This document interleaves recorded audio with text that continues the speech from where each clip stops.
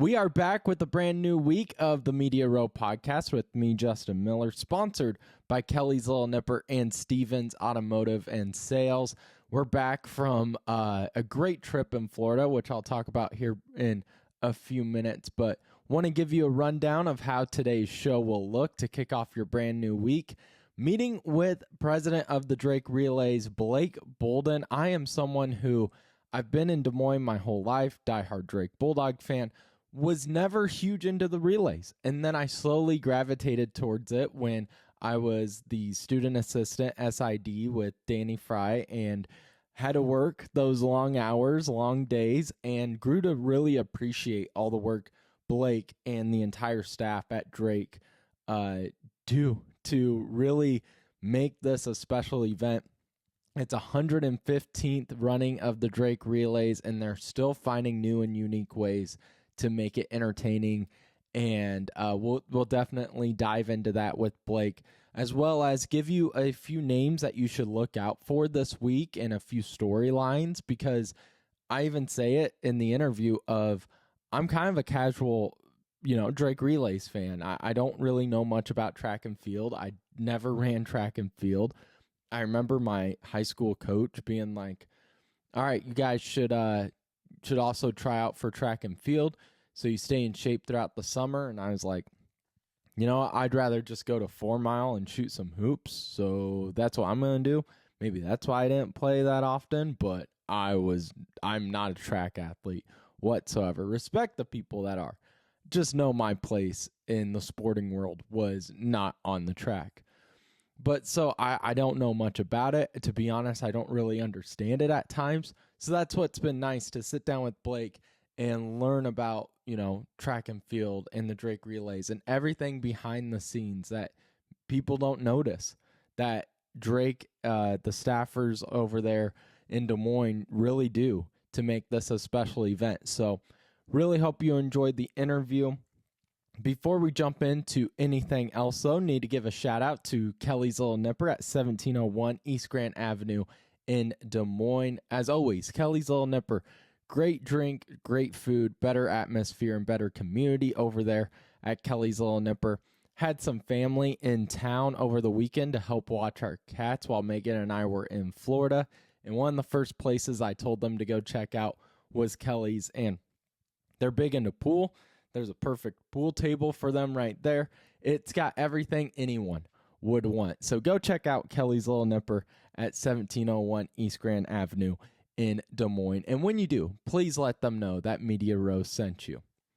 So like I said, was in Florida these past few days. We still got that Coach Henderson interview out there on Friday morning. Hope you enjoyed it. Plan on getting Coach Henderson on the show quite a bit during basketball season, maybe a couple of times before the season tips off. But really appreciate him and really appreciated all the comments, the downloads that you guys, the listeners, did with that show. So keep it coming. I think this one with Blake should blow up as well, because Blake's great, and so he deserves it. And but landed in Fort Myers on Thursday and just automatically jumped in the pool, and it was beautiful. I've never been to Florida. Had a great time seeing my brother, my sister-in-law. So just an awesome, awesome time. Went to the Everglades, my first ever national park. I think when I was like months old, my family took me to the Badlands and like the Black Hills in South Dakota. So the Badlands, I think, was my other national park, but don't remember it, so it doesn't count. Went down to the Everglades, and it was beautiful. Did an airboat tour, saw a bunch of wild alligators, which was really cool. Kayaked a bunch, and just swam a bunch. And so didn't really want to leave, but at the same time, it does feel good to be back home, back in this spot, and getting some more content out here on the Media Row podcast, which I truly love doing. So hope you enjoyed the show today. Blake Boldon now joining us, the president of the Drake Relays, here on the show on the Media Row podcast. So Blake, it's the 115th Drake Relays. That's What's right. going to be unique? What's going to be unique about this one? Yeah, well, each one's unique. First off, every single year we get to the end and we think, well, how could it be better than that? Last year we had really nice temperatures, but some incredibly challenging weather with some tornadoes and thunderstorms that caused some delays. And despite that, the kids just came out and crushed it, and I could tell story after story about the rain delay on Saturday, and then immediately the records that were set, the Division II and NAI national leaders at the college level. And we finished that and just think like, how does it get better? And then, of course, we turn the page and start planning for the next year. And here we are where we've got four Olympic champions. The university division is very robust with schools ranging from Virginia to Oregon, Kansas State, and Ohio State. The latter of those four, the latter two of those four, bringing full teams and really going after every event area. Um, and this year, what's new? About every single day, we have something new. Number one, and we'll start maybe Tuesday night with the Grand Blue Mile presented by Wellmark. Um, We've introduced Spike Sprint for kiddos ranging in age from 2 and 3 all the way up to 10. And it's between each age group, a little bit progressively longer, but from about 100 yards to about 250 yards. A sprint designed for the kids to go out and run. And we announced last week that every finisher will get a plushie and just really make it a family-friendly event. And at the end, for the first time in the event's 16-year history, we'll finish with well, it's the ninth consecutive year it's been the U.S. 1 mile championship, but it's the first time ever that it's the selection event for Team USA. Team USA is headed to Europe for the World Championships later this year, and the top two finishers in the men's race and women's race will self-select themselves for Team USA. So that's just Tuesday, and a lot of big changes in store. Yeah, so how does that process begin? I mean, is it straight to the drawing board as soon as the final day finishes up, or do you kind of give yourself a day or two to calm back down, maybe catch some sleep for the first time in a few months, and then how does Well, that process work? yeah, I mean the very day after the Drake relays, we're right back on campus on Sunday, cleaning up. We've got signage to take down, just a wide variety of tasks. We've got to reopen some parking lots that were closed, start the process of tent removal and all of those things. A lot of logistical circumstances and facilities and operations to address.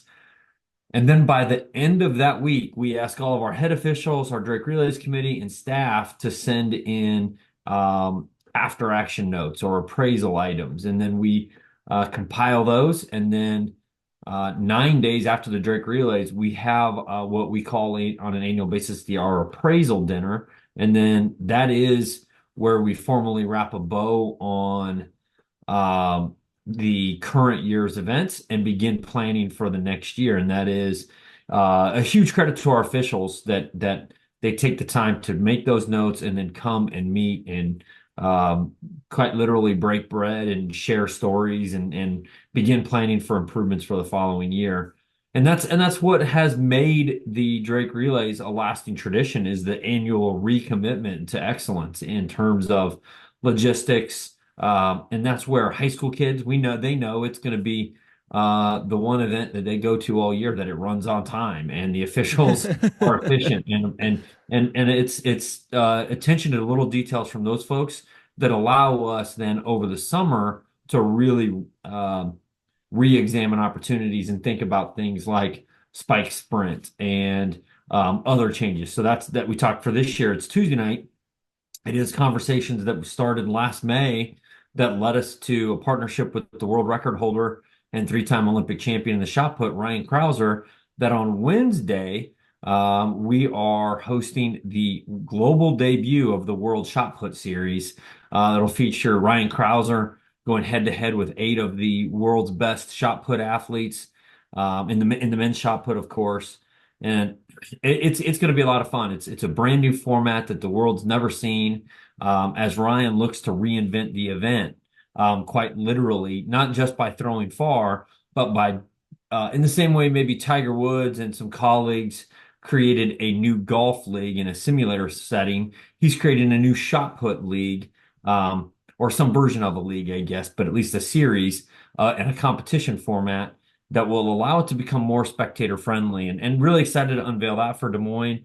And then Thursday, Friday, and Saturday, we have the track meet, and the operations and the planning for that is absolutely ongoing year round. And that's why we do our appraisal dinner shortly after the Drake Relays, because as the host to the high school state meet with many of the same officials and same operational crew, it's important that they share their thoughts and we capture them very specific to the Drake Relays, because if we waited until May, the end of May or June, they would the memories blur of, oh yeah, we had some issues with these hurdles, but then maybe that's not a memory that came from Drake, it came from state or vice versa. So we try to debrief and appraise and recap and start planning for the following year as quickly as we can, so that then, and in fact, there are sometimes that we will make adjustments between Drake Relays and state in terms of facility, venue, and even some of the officiating issues.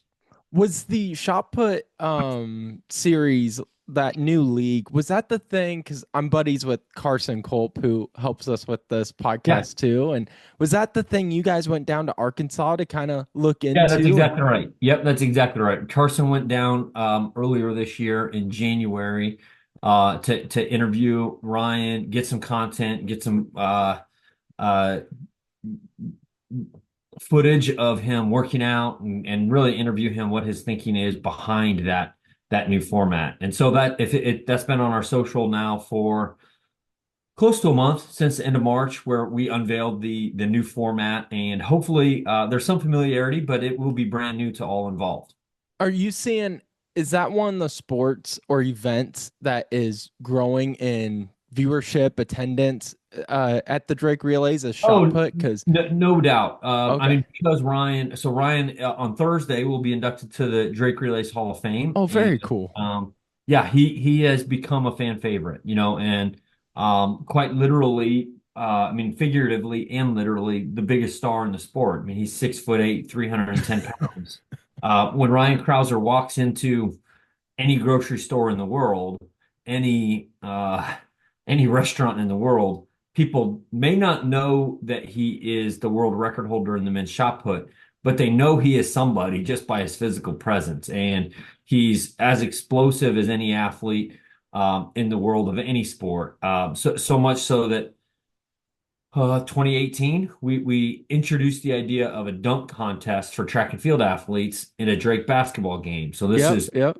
he won the Olympic champion or the Olympic title and set an Olympic record in Rio. And then shortly after that, came to Des Moines in 2018 for a dunk contest. And he's a guy who it was more than just his elbows were above the rim, in part because of his incredible height, but just truly, he is incredibly explosive. Like if he wasn't 300 pounds, he very likely would be a world-class high jumper. And he just has such a dynamic skill set that then, and a really great personality. He's down to earth, but when he has a good throw, he celebrates it loudly and has developed a fan base all around the world, but in particular here in Des Moines. So what's this week look for you? Is there any sort of normalcy, or is it kind of just always running around? How does it work out for you? Yeah, it's I try to script every day, weeks in advance, so that then I know where I am and and where I need to be. But sometimes that doesn't work well. For example, on Friday, I had one appointment on my calendar the whole day, to go down to our friends at KXNO and sit with sit in the afternoon with Heather in studio and look at my phone Saturday morning, I guess it was, and realized that I just completely missed it, because we have an event every day, and Yeah. it when I'm not at an event or quite literally doing physical labor, moving signage, troubleshooting, I'm catching up with hundreds of emails that come in quite literally around the clock. So it's a busy week where uh, Monday morning to Saturday night, I might sleep somewhere, 10 or 20 hours, just kind of really trying to keep up with it all. How did you get this position? How did this all unfold for you? Were you born and raised in Iowa?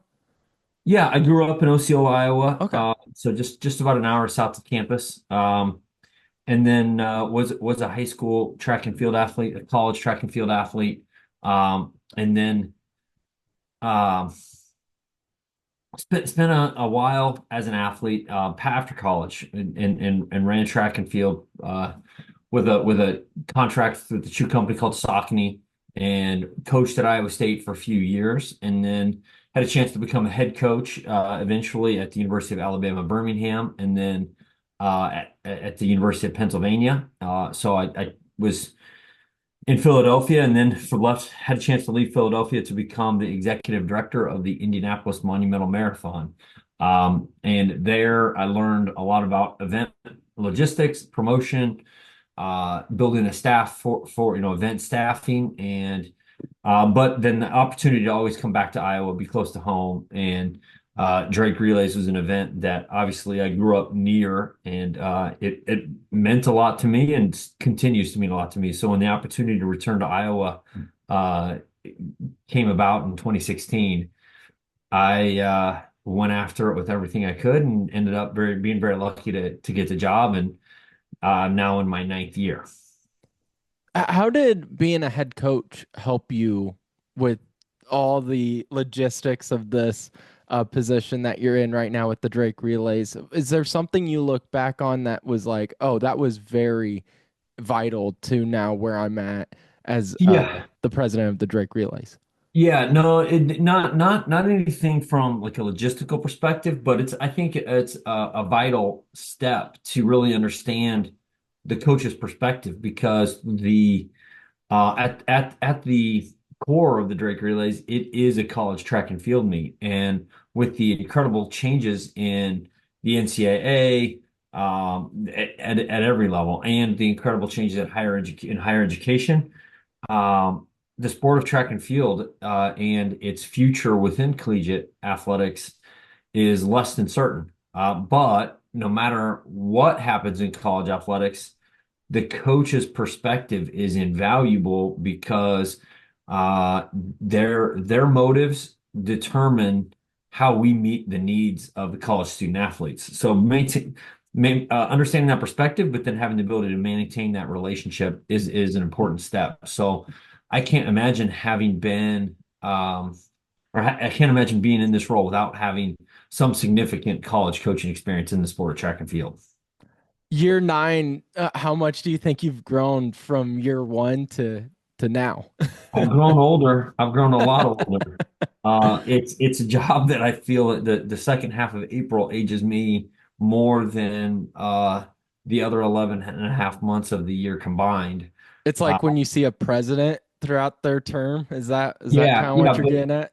but at least for those 2 weeks, maybe the president, it's that type of stress for 4 years consecutive, maybe, but just maybe I'm only getting it for 2 or 3 weeks at a time. But it is pretty significant time commitment.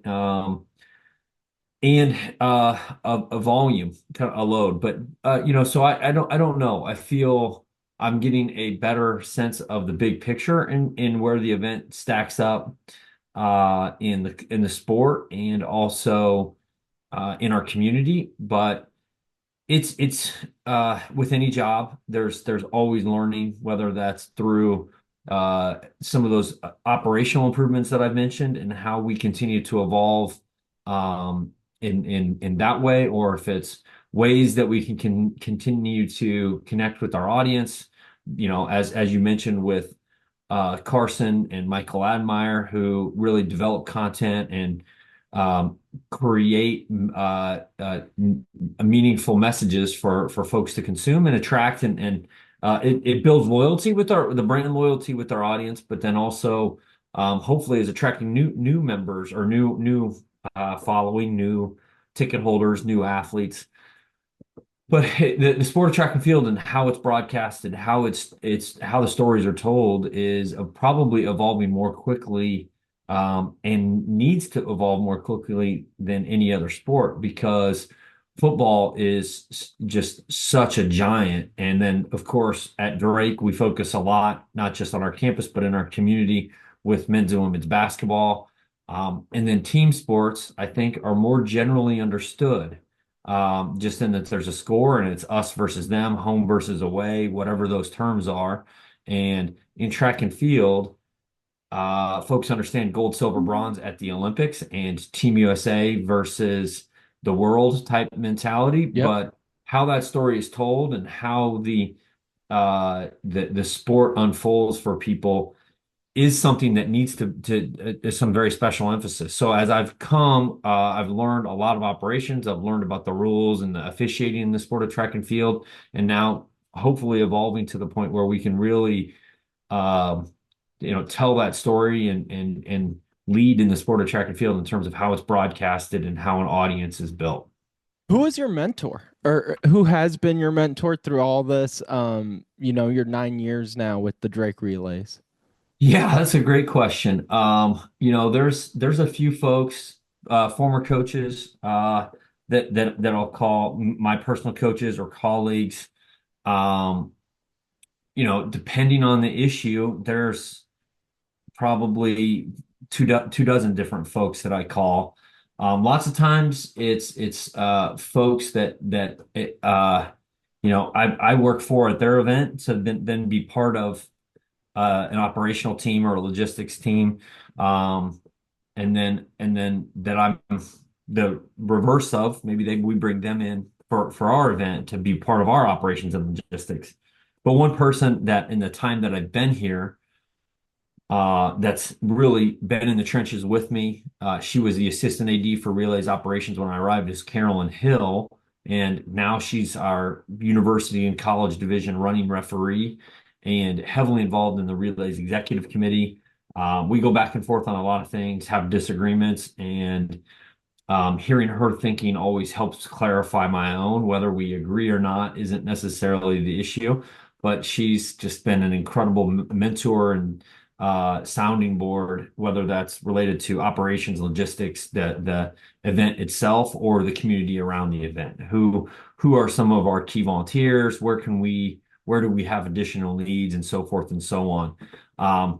But then I mean, I'd say that's one beauty of the Drake Relays is we have a wonderful relays committee that's full of those folks. So in the officiating crew, in our throws area right now, it's Doug Johansson, and in our jumps area, it's Kurt Brook and Jim Walczek as their officials coordinator. That anytime I have a question about any of those elements, I can one call away from speaking with one of the experts in the sport on a national level.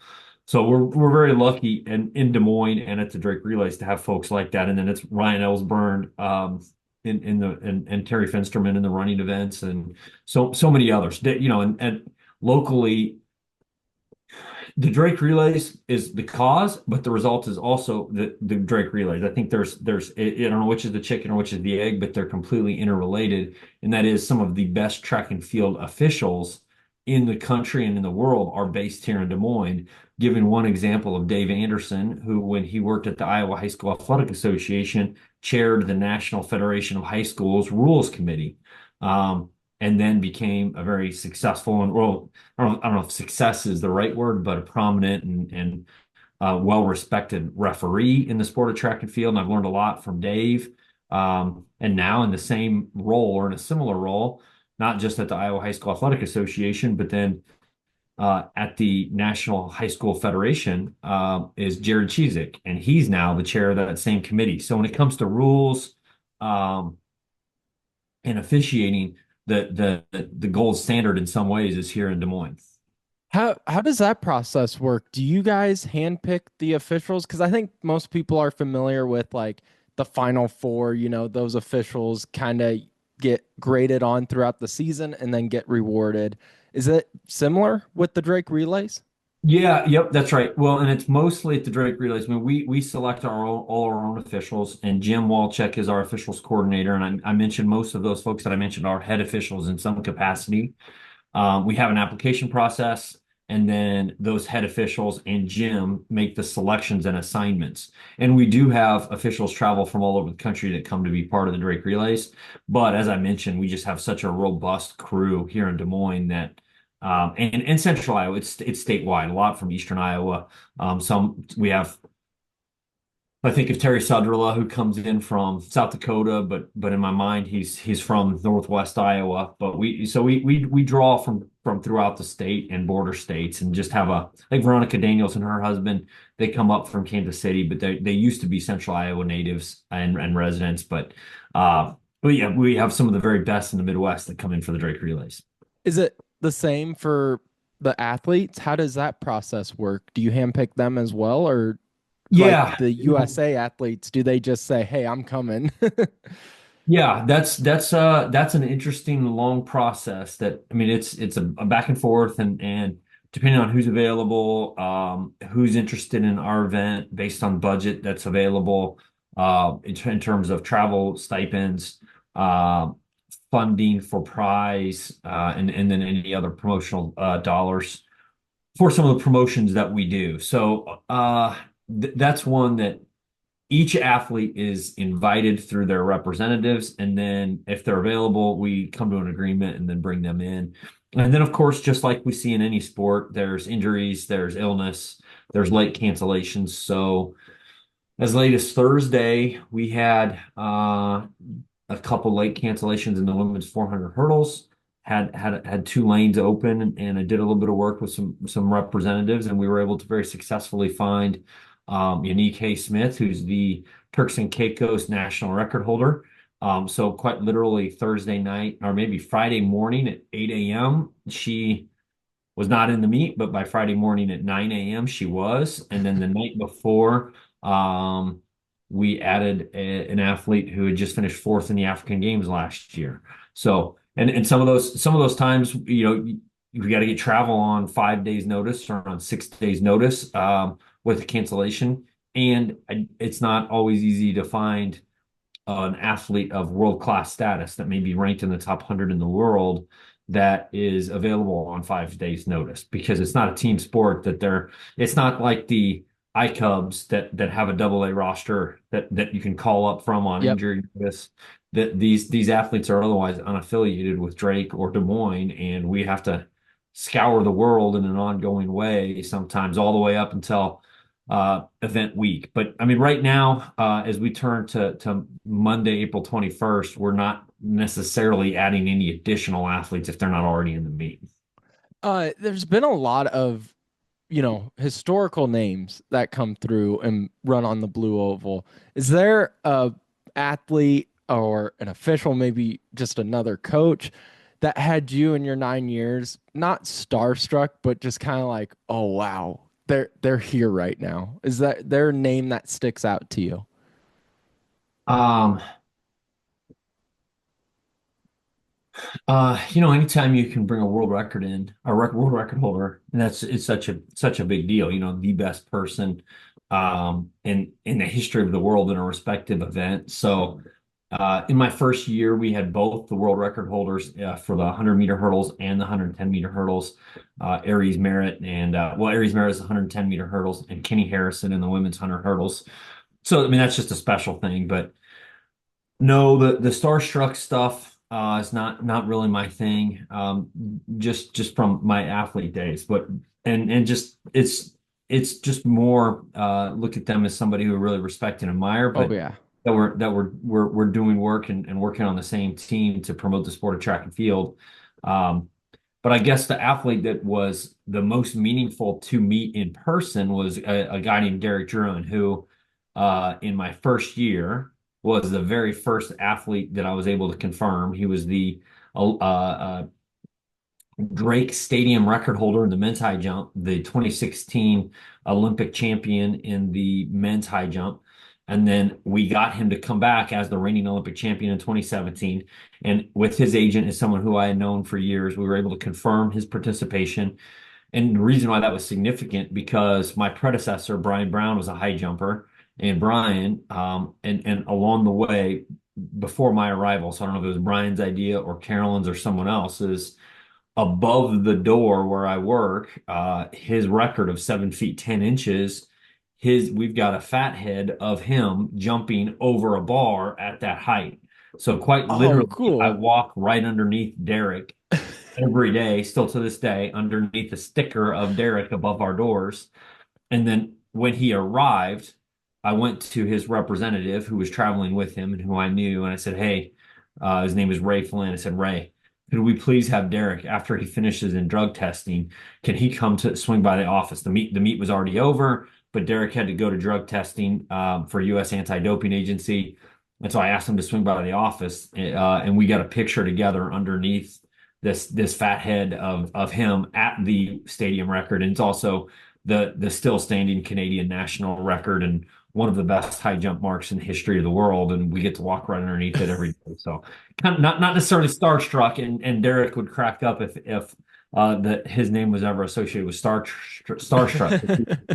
The most down to earth, unassuming, nice guy, low key person that you'd ever meet. But just an incredible athlete. And it was a lot of fun to have him in my first year as to host him in my first year. It was funny because I was someone I didn't have any family members that did track and field. So as a student at Drake, helping, Danny Fry out in my final 2 years there, I didn't know much of the athletes. And I remember him being like, hey, just get content of the world record holders. I'm like, I don't know who these guys are. But then it was so easy to find them because you just see these massive people just fall. I'm like, all right, that there they are. So that was always funny to me. You did mention something that I haven't even thought of, the drug testing process.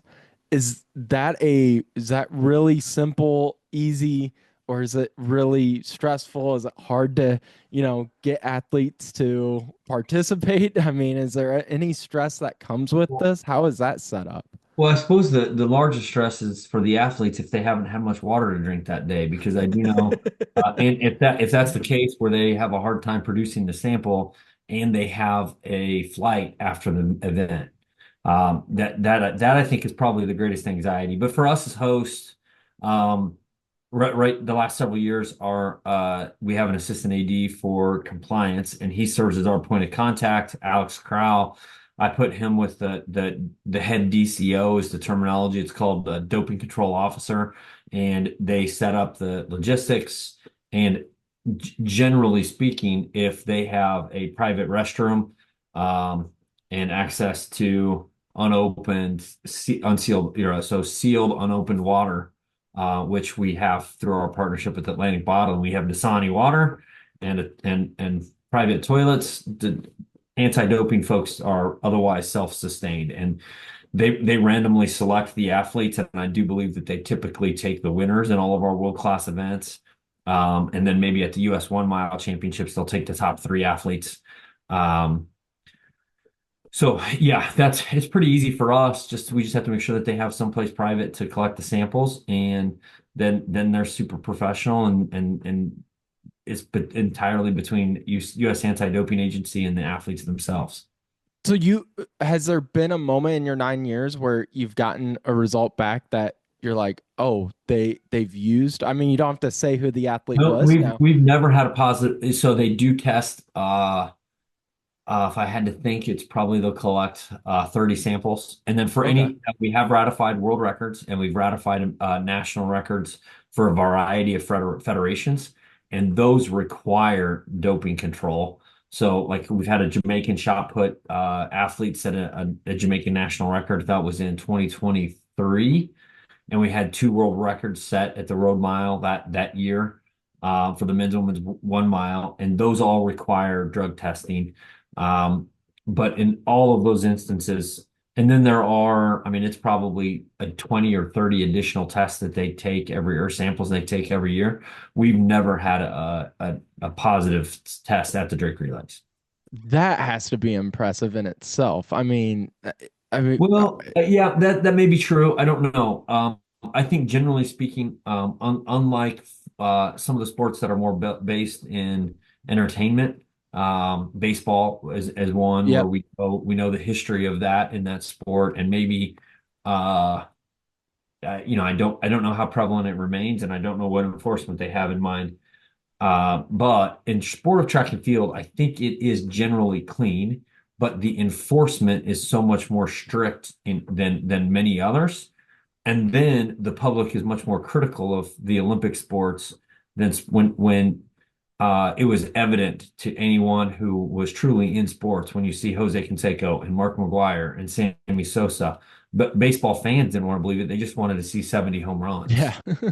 So, and in sport of track and field, there are too many people who are committed to clean sport for it to be institutionalized. So, there's just not I don't have any sense that it's widespread, so I would be more surprised that if we ever had one at Really? the relays. Yeah, most suspensions are incidental or there are cases, famously Marion Jones, others, Mhm. where someone knowingly was taking performance enhancing drugs and doing everything they could to prevent people from finding out and being duplicitous in their actions.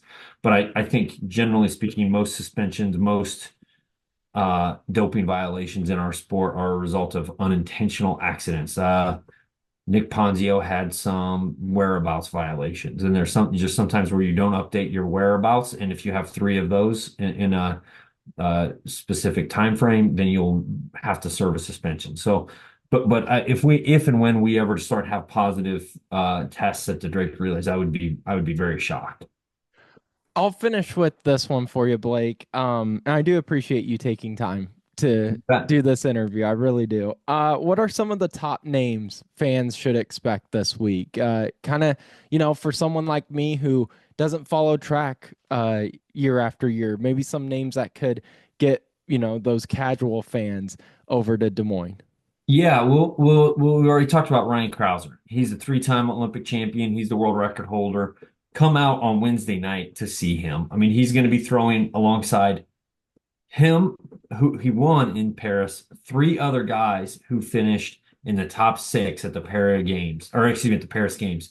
Uh, Virginia Campbell in this competition was a bronze medalist. Peyton Otterdahl was fourth, and Chuck Inequity from Nigeria was sixth. So there alone, you've got four of the top six athletes in the world from the Paris Games, and it's free. So come out Wednesday night. You just get a sense of what Drake Relays is all about. We'll have a food truck. You can grab a beer. We'll have a DJ. It'll just be a fun environment for you. Check something out. So you got to come do that one.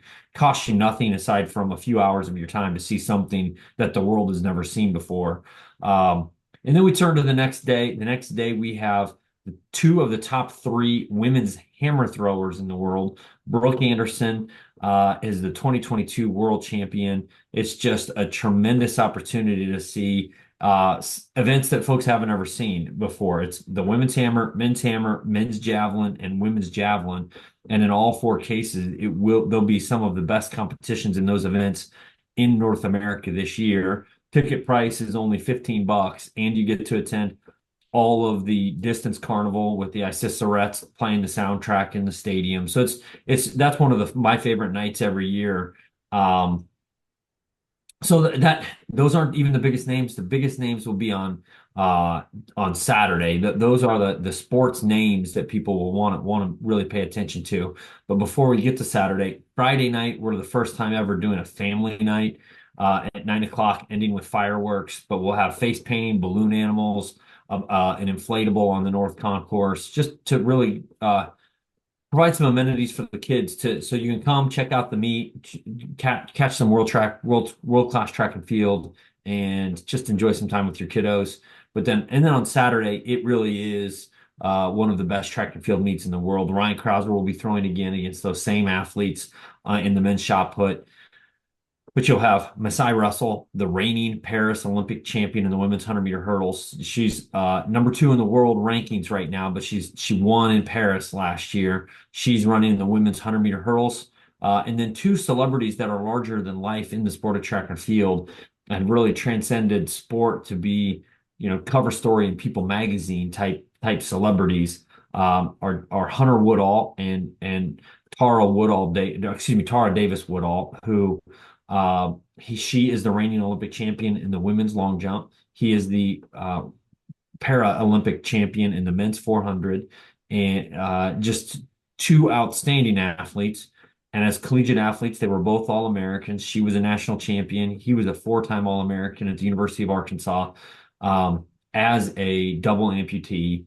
And then they both became celebrities in their own right. And then as we saw at the Paris Olympics, um, their love story became what really took over the Paris NBC show in that and so this will be their first competition as a married couple and reigning Olympic champions. So they're big names that folks will really be drawn to. And then the headliner, the main attraction, I think, will be the women's 1 mile. In 1975, Francie LaRue Smith came to Des Moines on April 26th and set an amazing stadium record. Francie was a five-time Olympian, one of the all-time greats in our sport. Her record still stands as the Drake Relays and Drake Stadium record 50 years later, and two Iowa natives, Carissa Schweitzer and Shelby Houlihan, are coming to go head-to-head and take that record down. So, and Carissa is from Dowling Catholic, has a huge fan base in Des Moines, is a two-time Olympian. So not often do we see folks from Des Moines represent the U.S. in both in Tokyo and in Paris. Pretty incredible story in her own right. And then Shelby Houlihan is the American record holder for the women's 1500 from Sioux City, Iowa. I think she's won 14 Drake Relays titles as a high school athlete and a college athlete. And so those two women are going against an international caliber field, just an absolutely loaded field to take down that 50-year-old record. So it's going to be a really special day in Drake Stadium, and we're excited for a great week. A huge thank you to Blake Boldon, the president of the Drake Relays, for taking time out of this incredibly busy and chaotic week for him and the Drake staff to join us here on the Media Row podcast and give us a wonderful breakdown of what to expect this week. I am going to try my best to get down on Wednesday to go see Ryan Krauser in that shot put tournament and that new league he's setting up. I think that sounds amazing. Really excited about that. So be on the lookout on social media for, interviews and just, some cool updates there on our Twitter of what Krauser is doing at the Drake Relays. And if you're going on Wednesday, he said it was free, so try to get down there. Make sure to, if you see me, say hi, and we'll have a good time. So really excited about this week. Coming up, we have more fun things planned throughout this week, so be on the lookout for updates about that. Before we finish up, though, today's show, need to give a shout out to Stevens Automotive and Sales. Stevens Automotive and Sales, 5320 Northwest Beaver Drive in Johnston. Again, it's getting to that time of the year. I'm already trying to plan out our next vacation spot because Florida now lit the hiking and camping and outdoors Justin and me again. So I'm trying to get family members to go to Colorado, going to try to get Megan again to go down to the Ozarks maybe. So I need to make sure my car is set up and ready to handle all the chaos I'm going to put it under and all the travel. So no better place than Stevens Automotive and Sales to give it a check out. It ranges from everything from just a quick oil change to if you're trying to buy a brand new car, or if you just need everything fixed on your car like I needed in January. They were perfect, and they will always be perfect because that's the kind of people you're going to work with at Stevens over at 5320 Northwest Beaver Drive in Johnston. When you go to Stevens, make sure to tell them that Media Row sent you. Huge shout out to all you listeners. Again, thank you so much for your support. Continue to like, subscribe, and comment. We always appreciate that. And be on the lookout for Wednesday for a brand new show of the Media Row podcast with me, Justin Miller.